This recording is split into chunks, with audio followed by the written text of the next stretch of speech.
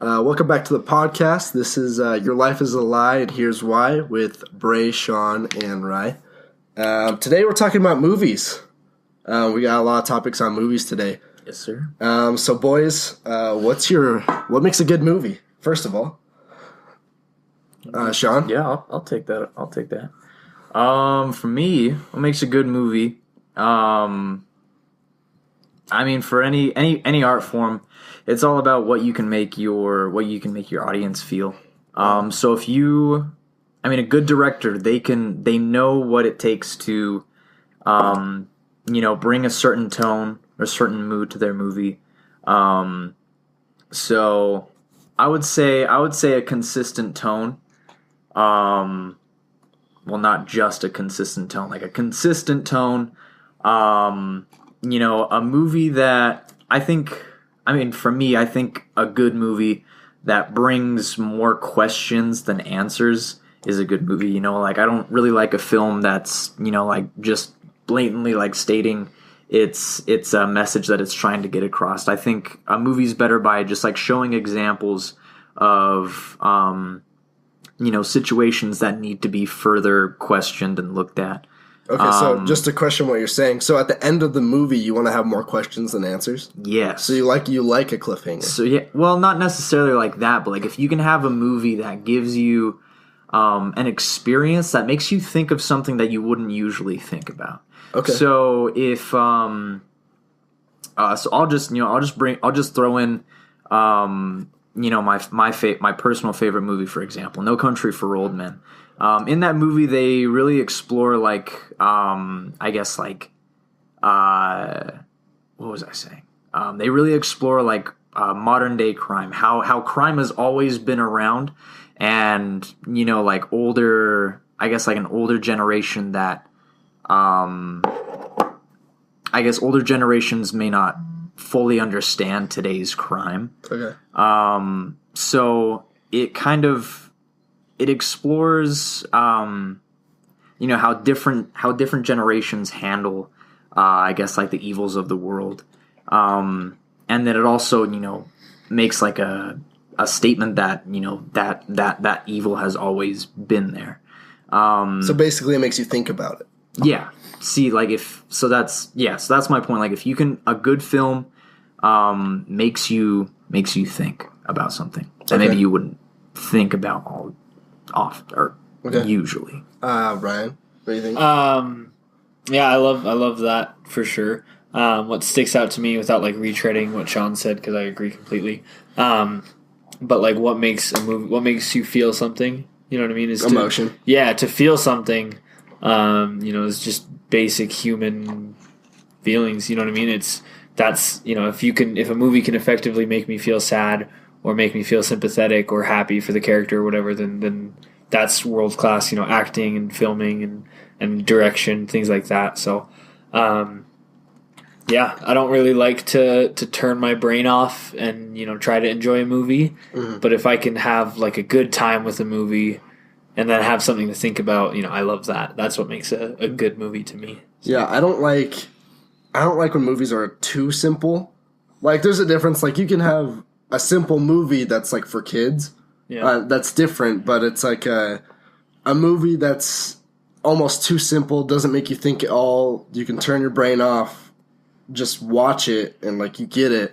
I always feel like those can be good movies, but they're never great movies. I feel like great movies really make you think, and you just have to ponder on the main character, why they did this, why did the director make them do this. There's just so many factors involved. But I'm not saying kids movies are bad, but definitely the more you think about a movie, definitely feelings are involved, like what you guys said. But the more you think, I feel like it correlates with how good the movie is. Yeah, mm-hmm. I think we excuse kids movies too much. You know what I mean? Or it's it's a kids movie. It doesn't have to be entertaining for adults. You know what I mean? That's a lie. That's total garbage. Yeah. Mm-hmm. I've seen good kids movies. One of my favorite movies is a kid movie, and it's the Lego Movie. And I going in, I thought that movie was this movie is going to be stupid. This is a corporate cash grab. No, this is dumb. And I go in, and it's just this heartfelt movie, and you can feel that there's heart and genuine love for it, and their craft. They could have just made stupid poop and fart jokes. You know what I mean? But they didn't. They just made like hilarious comedy that was extremely witty, and you know what I mean. And they went for it. And so, kid movie excuses is a lie. Anyone that tells you, oh, it's just a kid movie, I think that's a cop out. I think kid movies are one of the bigger cash grabs, because every kid needs to see a movie. Finding Nemo, I mean, whatever. I'm not saying Finding Nemo is bad, but like every mom's gonna take their kids to a movie or buy movies. Mm-hmm. So it's so easy to make money off of, because it's never gonna stop. But getting adults entertained in like a kids movie or in any movie in general is like, it's hard, you know. Yeah. And I think that's another thing, like what you were saying, like how it had like a lot of like how the movie had like a lot of heart in it. Like I think that's another thing. Like if it doesn't have to be like, the movie doesn't have to have an amazing like commentary on society or anything, but like if you know that like a film has a lot, it was made with love, like it was made with a lot of heart, then a lot of thought, with a lot of thought and a lot of love, then that just makes the movie like so much more enjoyable. Okay. Yeah. Well, you appreciate it because you can tell that like we love seeing people do their prestige. It's things that they're passionate about. So when you can tell that somebody's like working their hardest, like even if you don't enjoy it like more than what I mean, even if it's not your favorite film, like you love it because you love seeing people do what their dream is. Mm-hmm. It just makes us feel good about it. But I think I was kind of looking into it because I was at Disneyland a couple weeks ago. Yeah. And how like the old Disney movies, as classic as they are, there wasn't really a message in it. You know what I mean? It was like, oh, find your Prince Charming, or you know what I mean, kind of save the day, or what have you. But I was kind of thinking about like what's the difference between like these old ones, like Sleeping Beauty. She kind of waits for the guy to kiss her the whole time, right?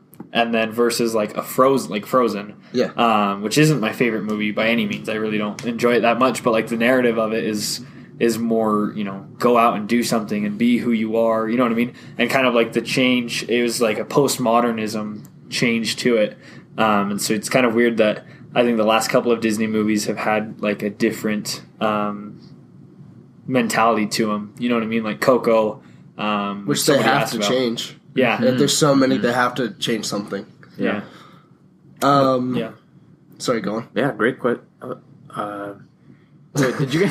No, I was good. I'm good. Oh, I thought you had more to say. No. I could go on about like Coco, and what I mean, because I really enjoyed Coco.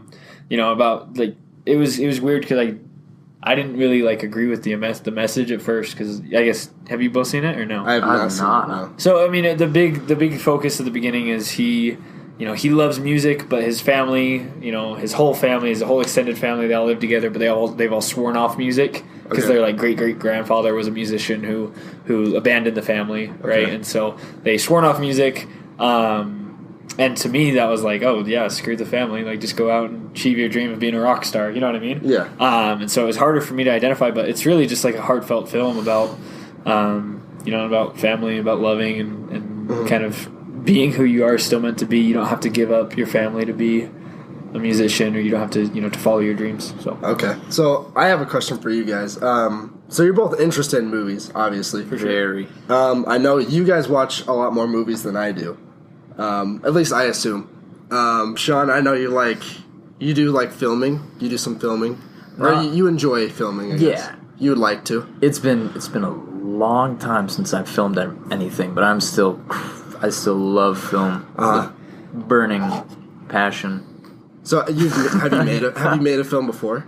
Yeah, I've made, not like a feature length. I've made like videos that I've put on YouTube. Like short films, kind of. Yeah, like a friend and I, we would film stuff pretty often, and like we would get really into it. Yeah. We would film them, post them on YouTube.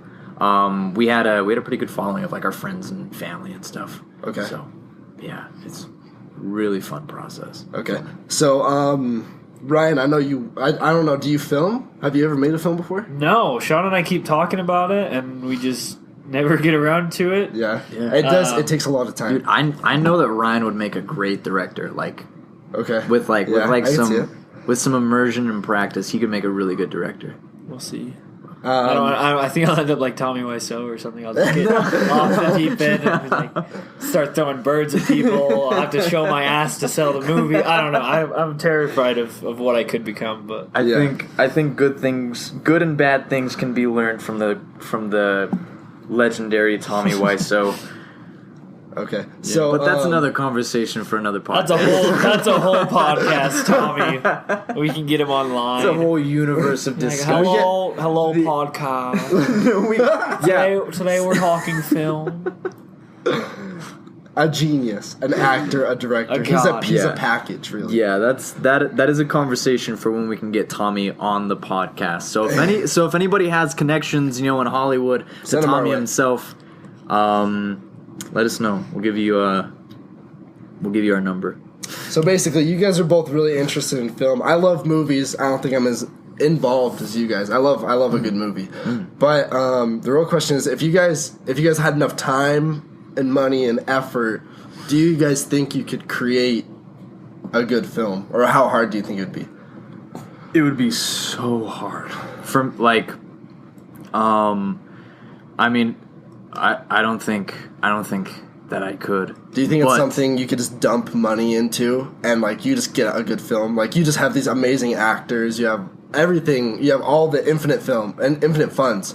Do you think it just comes out good? See, if I was personally, if I was given the opportunity to, somebody said hey kid, I don't know who you are, but I have $40 million that I'm just looking to spend, and what I wanted to do, I wanted to make you a director. So I'm gonna give you access to the best actors, to the best sets, to the best everything, and I want you to make the best film that you can make. If I had the opportunity, I would totally take that up. Of course. And then, I would read as many books, go through as many lessons as I could to make a great film. But I think that would be such a stressful and fun experience. And especially just being able to given that opportunity, just being able to see what you could come up with, the best thing that you could possibly think of. Yeah. Because you could because with where we are now, we don't really have any I guess an independent filmmaker. You don't really have anybody funding you for that stuff. So you just kind of have to you have to work with your limitations. You have a DSLR camera and a tripod. That's all the equipment that you have, and you gotta make something with that, which is something that would probably build you up even more as a filmmaker without all the fancy sets. But having access to all that stuff, and seeing and pretty much having no limitations, then that would be something that would be really interesting to me to see. Yeah, sorry. No, go. I was done. Budget has no correlation with quality. You know what I mean? So? No way. You have $500 million. I guess not that much, but $100 million Transformers movie. That obviously makes a ton of money. Yeah. But it's not a good film. Nobody's that was the best movie I've ever seen. That had the best performance. You know what I mean? It wasn't. It doesn't affect anyone. They turn it on and it's mindless garbage, and you enjoy it, and that's great. I'm so glad people enjoy it. But if you guys saw Valerian last year. Okay, that was the worst movie I've seen in a long time, and it had a $100 million budget. You know what I mean? And it was just huge budget, and it was stupid. It was terrible. No amount of money can replace talent. You know what I mean? I think a lot of the problem is some people who have talents or who think that, or maybe who could have talents. They won't ever get that opportunity because of money. You know what I mean? Obviously, to make an independent film, you're still looking at thousands of dollars, which nobody really has thousands of dollars to kind of throw. Or unless you're Tommy Wiseau. Unless you're Tommy Wiseau and you have $6 million. To throw at a movie. From supposedly selling jackets. Or was that it? Leather jackets? It was, so it was his he had a company, Street Fashions. Apparently he resold after I don't even remember. Just stolen jackets or something ridiculous. But segueing about Tommy Wiseau, what's the worst movie you guys have ever seen? I'll let one of you guys start Sean first. Or Bray? This one's the most recent. I think it's actually the worst movie I've ever seen. the most recent Wonder Woman. I hated it. That is the hottest take. You're going to get this podcast banned. You think so? Oh, yeah. Do you think so? Oh, my gosh. No, I thought it was such an awful movie. Did you see Justice League? I did not see Much worse, but okay, continue. So now we've got the DC fanboys after us. Wonder Woman was one of the best of like the recent DCU films. Dude, I do not want to see any more DC films. No, just the thing about Wonder Woman is like, I understand, okay, from what I see from the movie, I don't know, backstory, whatever, from what I solely saw from the movie, she grew up on like an island, she's like a princess she's Wonder Woman, of course. I understand, but she's a superhero. She goes to save the world, essentially, like any superhero movie. But they made her such an airhead. It made it hard for me to watch. They didn't make her a smart character. Like, she had very little thought. I thought like, I don't know. I feel like all the comedy, or like it was an action movie, but any comedy surrounding Wonder Woman, it just made her look like an idiot. Like, there was never something like made her come out on top. It just every time there was a joke made, I feel like it was out of Wonder Woman's stupidity. And I don't know, it just every like dynamic of the movie, like it could have just, I feel like everything could have been done better. Yeah. Well, it was the fish out of water archetype, you know what I mean? Yeah. And so your jokes really rely on, oh, what's this? What's going on here? You know what I mean? And it is kind of at the expense of the character. I was fine with all of that, and I actually enjoyed the chemistry between Chris Evans' character and Gal Gadot's Wonder Woman. I liked everything until the end, where there was a twist. Oh yeah, spoilers for Wonder Woman, I guess. Yeah. The twist where the bad guy isn't actually the bad guy. He was just an evil Nazi. Not a fan. And then the real bad guy was the Weasley guy, or the Harry Potter guy. Yeah, the guy who plays Lupin. Right? That whole just goofy ass British guy with a big old mustache, and then it turns into a Zack Snyder CGI fest, and it looks like shit. It's all orange. Yeah, and you talked to me about this before too, like how like that ending where like they state like, you know, killing one man isn't gonna fix war, and that was a great message. That was awesome. And then they bring the God of War, and it was all like, oh, it turns out actually, yeah, if you kill the God of War, then and then all of a sudden they all stop fighting after, like exactly. Yeah, and so it's like you had like this very interesting thing. Like, not every superhero movie needs to end in a giant CGI battle. And I was like, oh wow, that's actually kind of cool. That's interesting that they did that. That's memorable. That's different. And I was like, no, and then they killed the God of War, and that was it. Like the soldiers, I don't remember if I remember this correctly, but the soldiers like all help each other get up, like from different sides. I was like, oh my it was just, God, what happened? No, and like especially with that plot twist, like I'm okay with plot twists. Plot twists are what make films interesting a lot of the times, but like it developed so fast. Like you're thinking one thing, and then the twist happens. 10 and like 20 minutes later, the movie's over. Yeah, and like it was too fast. It was too rushed. The trick to a good plot twist is if you can rewatch the movie and then pick up on it, like, oh wow, like that's why he's doing that. Then that's probably a better plot twist. Yes, and it helps the narrative. You know what I mean? It makes sense for the story. It's not just trying to rip the rug out from you. Yeah. I feel like, but that one was just Wonder Woman. Like you watch it and it was a slap in the face, and there's no like, oh, I saw him do this, I saw him do that. It was just like, this is gonna happen. There's the plot twist coming. That's it. Like, it's just nothing. I thought Justice Woman or Wonder Woman was fine. Was like a 5.5 out of 10. I thought it was a solid 3 out of 10. Watch Justice League and you'll just. I don't think I want to. You won't. Okay, you do not want to. A solid premise before. I do not like. I have not seen very many superhero movies that I have liked. Yeah, I'm not a huge fan of superhero movies, so that's probably why it's one of my worst movies. It's on the worst movies list for me. Well, you haven't even seen Black Panther, so you need to. There's a big difference between when we say superhero movies. Are we talking about DC movies or Marvel movies? Because Marvel has consistently put out quality products that service both critics and general audiences. Now, the DCEU has not. Those are the facts. Nobody can get mad at that, but they still will, and we're already boycotted. I can hear the picket fence right outside our studio. But, Sean, what's the worst movie you've seen? Oh man, I'm about to give it to him. Bust this one right I'm open. gonna give it to you. Okay, The Amazing Spider-Man 2. And the Andrew Garfield version. Yeah, that's not fair. the Tobey Maguire one. That's the Spider-Man 2. I love the Tobey Maguire films. Wait, not Spider-Man 3. Is that like the recent one? Yeah, the recent one. Not Amazing the recent Spider-Man. Spider-Man movie. Not Spider-Man. Like, it was funny. Not Spider-Man Homecoming. I like that one. I thought you were talking about that one. I was like, dude, what the heck? I like that one. I thought that one was okay. I think people hyped it up like a lot, but forgettable to me, but still good. Okay. Anyway, The Amazing Spider-Man 2. I thought the first Amazing Spider-Man was pretty good. I really like Andrew Garfield and I really like Emma Stone, and they have really good chemistry together. I'm going to give them that. I'll say a few more good things about the stuff before I unload. Go in.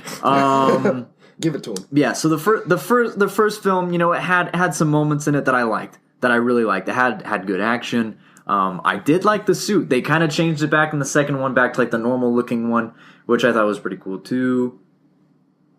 Anyway, okay, yeah, I'm finished with the nice stuff. I freaking hate this film so bad. This film was such a mess. Okay, so I still liked the chemistry of Andrew Garfield and Emma Stone. Like it was good, but too much. There's too much. Let me just organize things here, because I've already seen reviews on it and they agree with me on all the same things. So I'm trying to just keep come up with or say my own opinions rather than the opinions that I agree on with movie reviewers and stuff. But so the first one of the first things that I have a problem with is Electro. He is just the worst character in the whole film besides Harry Osborn.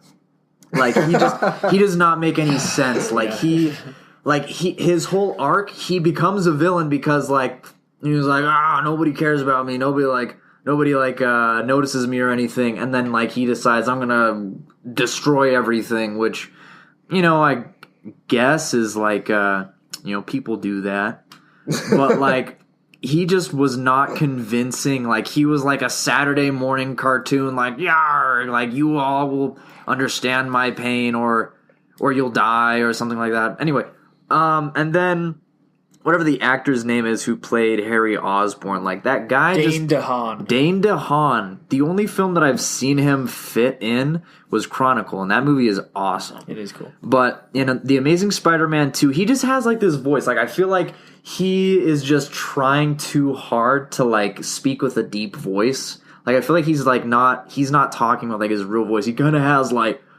can't even mimic it. He's like, "Hi, I'm Dane DeHaan. He kind of just talks this weird I don't know. Anyway, my emotions for that movie are just so. And they spent the whole third act trying to team up the Sinister Six. They wanted to do their own villain spin-off movie, which failed miserably because the whole thing went to crap and was critically destroyed. And they just wasted performances like Oscar winner Jamie Foxx as Electro, which was terrible. Oh, they gave him they gave him a comb over. They gave him a comb over and a big old gap in his teeth. And he said things like, "It's my birthday. It's time to light the candles." It's my birthday.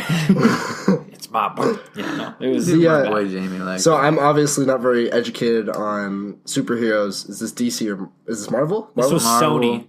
This is Sony. So yeah. Okay. Well, Spider-Man's in the Marvel universe, but Sony was the studio that made it. Okay, so Marvel's been doing good, but Sony messed it up. Okay, so here's what happened. In the 90s, Marvel Comics was going out of business.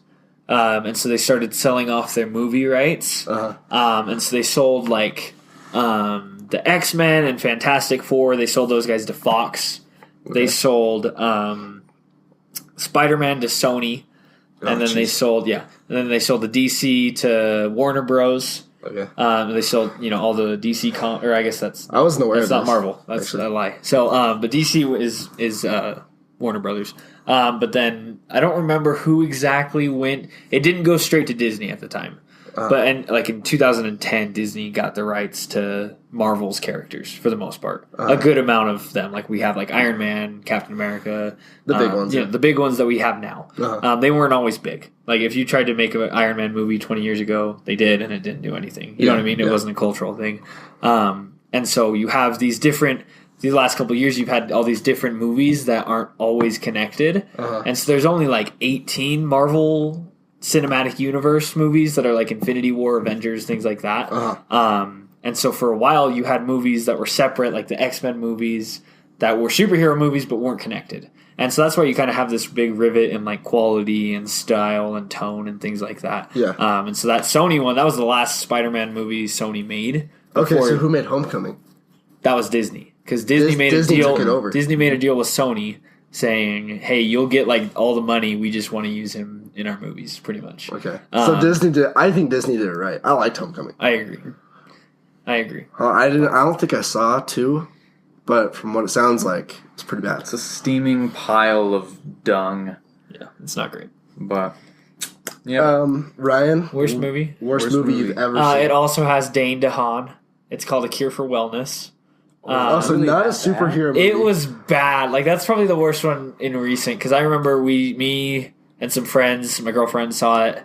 We bought tickets for it like the night before it came out. And it wasn't like a big release. It was like last February.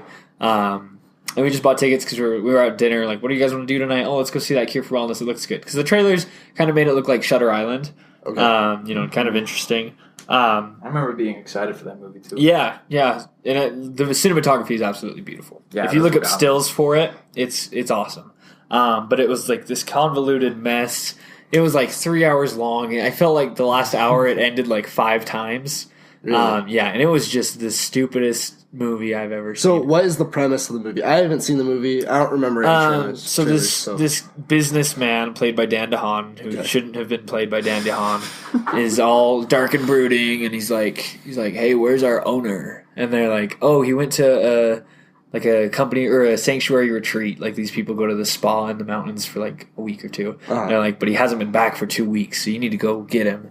And so he goes up. And then he's in a car crash, and so he ends up hospitalized in the Cure Center, and they won't let him out because they say he's sick.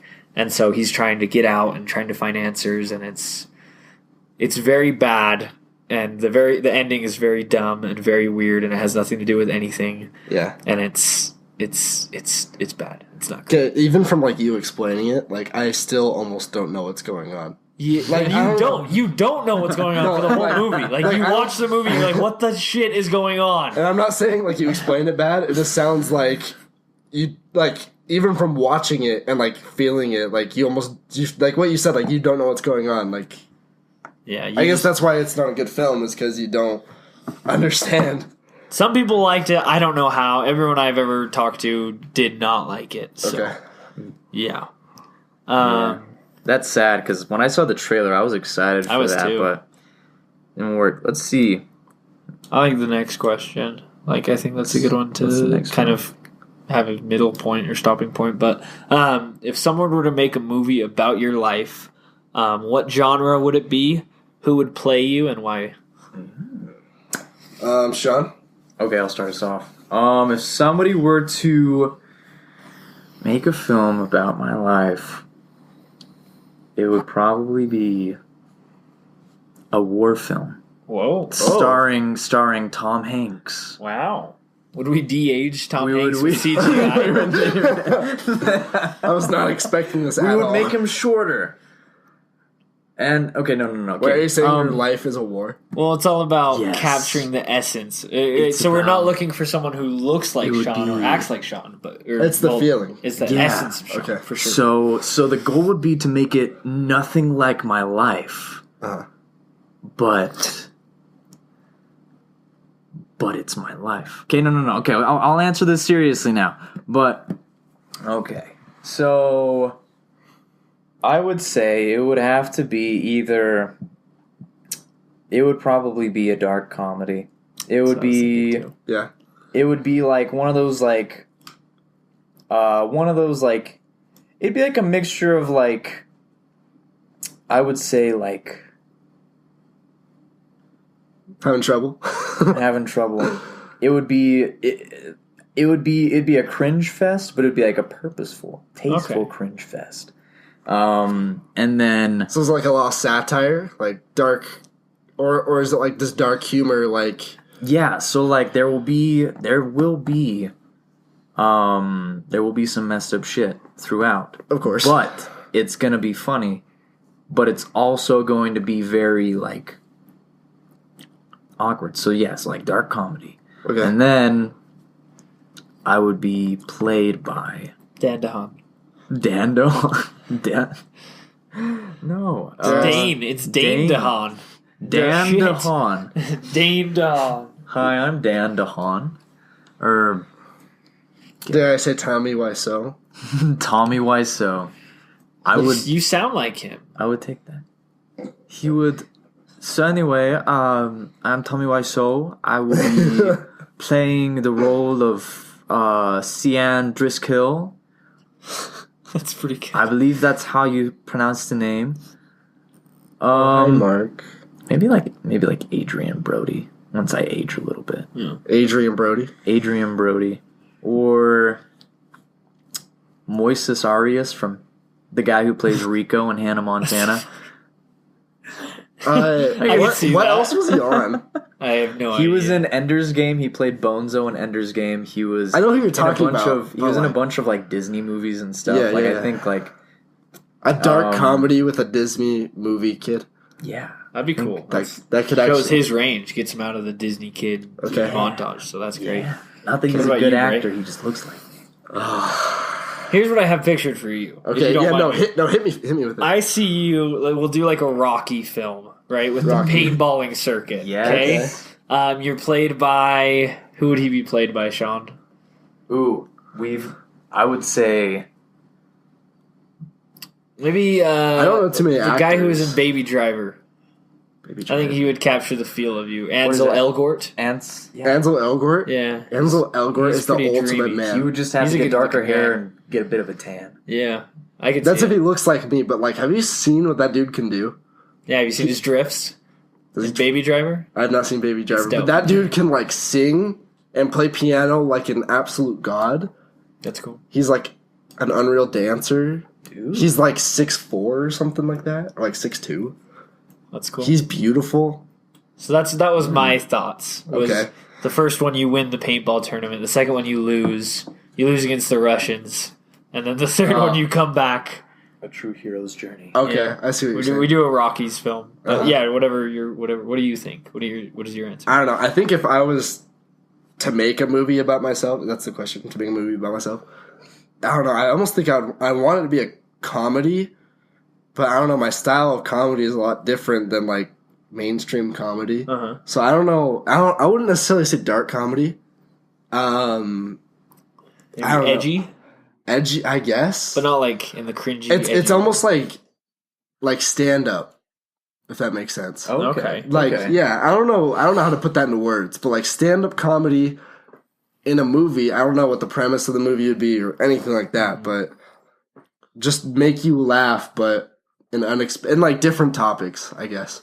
I don't know at all how to put that into words, but I hope you understand what I'm saying. Yeah, I know what you mean. I could see it kind of like The Big Sick, if you've ever seen that one. The Big Sick. That one's really fun. It's about comedians too, and so it's kind of based like that structure. You know what I mean? Like a structure of how you tell a joke in stand up is the same way that the movie's kind of structured. So it's really fun. Okay. I highly recommend. And also like the way, I don't know, like joke delivery.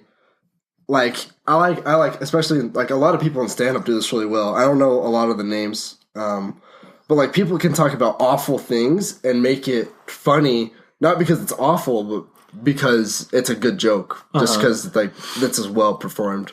So I think if they put like things like that of stand up into a movie, it could be really cool. And if I was to make a movie about myself, it'd have a lot of that in it, I think. Yeah. But if you were to make a movie about yourself, Ryan. How would that be? So I wrote this question down, so I've thought about it a lot. Okay. Hit us with it. So my life, my movie would be super meta, right? It would be about me making a movie about my life. And so it'd be like 3 layers deep, right? Whoa. Which I thought initially, I was like, ooh, Christopher Nolan could helm this one, but he wouldn't have the kind of comedy that I would hope to have. Yep. So I'm giving it to Taika Waititi, Yes. who did films like Thor Ragnarok, Hunt for the Wilder People, and What We Do in the Shadows. Okay, what genre is this? It's comedy. Comedy? It's definitely outlandish, weird, goofy. So it's like goofier than I am for sure, but very stylistic. So like a mainstream comedy per se.